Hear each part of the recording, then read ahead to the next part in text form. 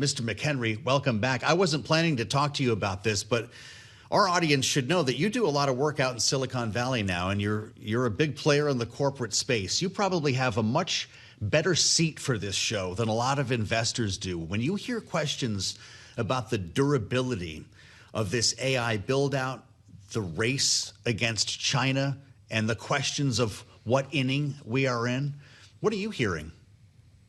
Well, Mythos was a defining moment, and it shifted the debate in Washington and among corporate players on the use of AI. We see the token tracking that every corporate is now engaged in. CFOs went from spend at all cost on AI to now let's make sure we're getting something for this engagement and this extraordinary cost on tokens going to the frontier labs. So we've seen a large shift this calendar year, distinct from what we saw last year. Last year was all about the build and the competition with China to make sure that we're ahead.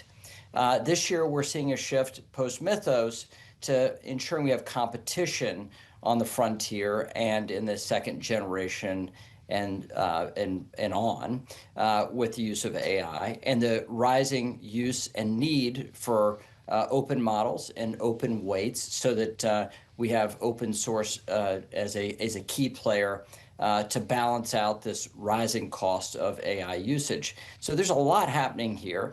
This Microsoft story is absolutely fascinating because it's one of the long-term old players in tech and still had such a massive move today. You're seeing something likewise in Washington policy circles that the shifts on AI, the uncertainty on what AI will mean for the economy, that's a huge driver of our politics, not just the day-to-day stuff, but this is going to be the large debate within the parties and with the electorate, not just for the midterm, but going into the next presidential. It will be a defining issue of the debate between the candidates and the parties.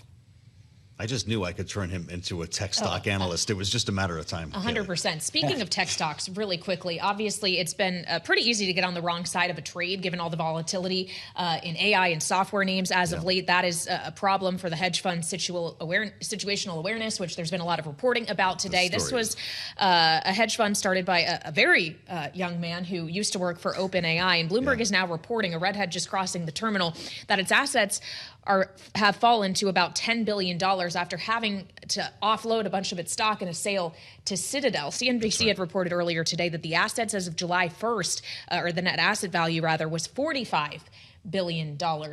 So clearly this is a material drop after the losses that they experienced with some wrong way bets on software names and AI names, Jeff. Yeah, that's for sure. And it really speaks to just the incredible amount of leverage that's been behind these trades. I mean, look at Micron today, one of the three top holdings in this hedge fund, just moving with abandon. It's up $131 or 18% now, Kaylee, after dropping by similar fashion yesterday. People are wondering what these breakneck moves are all about, and situational awareness raises its head as at least one of the reasons. Yeah, a lot of attention on Leopold Aschenbrenner.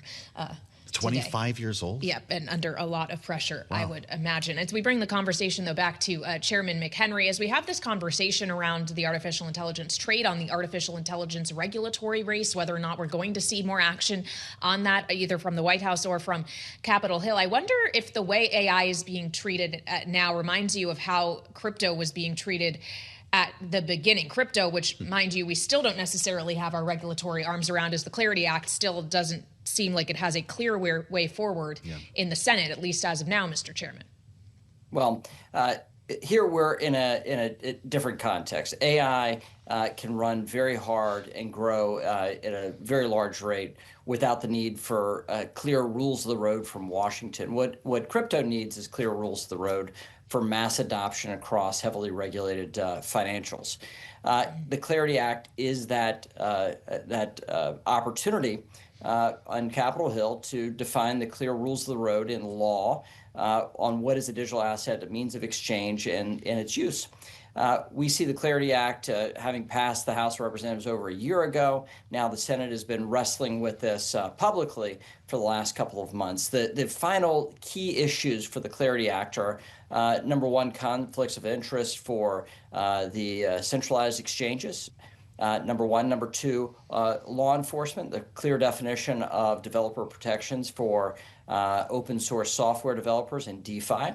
And then third and finally, and most importantly, politically, is the debate around ethics.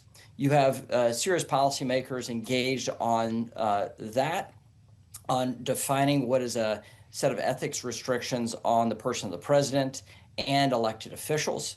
And you see leaders like Senator Gallego, Senator Tillis, who are formulating policy, not just the rhetoric around this, but actually writing policy that is enforceable and durable under law here. This is tough stuff, and I think Senator Gallego and Senator Tillis have shown real leadership in working together on something that could pass muster and help unlock the ability for the Clarity Act to pass either this next week or in September or in the fall.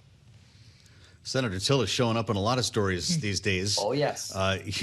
Your old friend is part of the reason. He's a one-man marching band. Isn't that true? We're going to play this for him. Tell him we had this conversation because the president wants his attorney general to be confirmed. Todd Blanche, that confirmation vote has been postponed because of Tillis and John Cornyn, both of whom not great fans, I guess, of the president and vice versa. He primaried them, and they're giving him a hard time back. They want a piece of paper that says there will be no anti-weaponization fund before they nominate or confirm, I should say, the nominee in this case. President Trump posting on Truth Social, he might just withdraw the name over this. What's going to happen here, Mr. Chairman? Well, look, the senators that have the deciding votes here are going to get what they want, or they're going to get Todd Blanche's head. They're not fighting directly. If you listen to the senators, they're not saying that President Trump is wrong. They're even going out of office. That's not something they think is wise. What they're saying is that the president is being ill-served by his advisors. That is what you're hearing from Senator Cornyn, Senator Tillis. What they want is an assurance of the Attorney General's proper actions, specifically on the anti-weaponization fund and a few other limitations. The Attorney General, I think, in a normal process, would be able to come to terms with directly with these senators and give them that assurance. In this case, it's going to be the White House staff that's going to determine whether or not those assurances can be given. And until that time, you're not going to see a vote on Todd Blanche's Attorney General nomination, even if he is well qualified, which is what these senators are saying. That those things will be delayed, and I don't think it's forever, but it could be for a period of time. With Senator Thom trying to manage the Senate floor, this is a very, very complicated closeout before the August recess. The next week and a half are going to be very, very challenging for the Senate to get through these set of issues in any sort of reasonable way.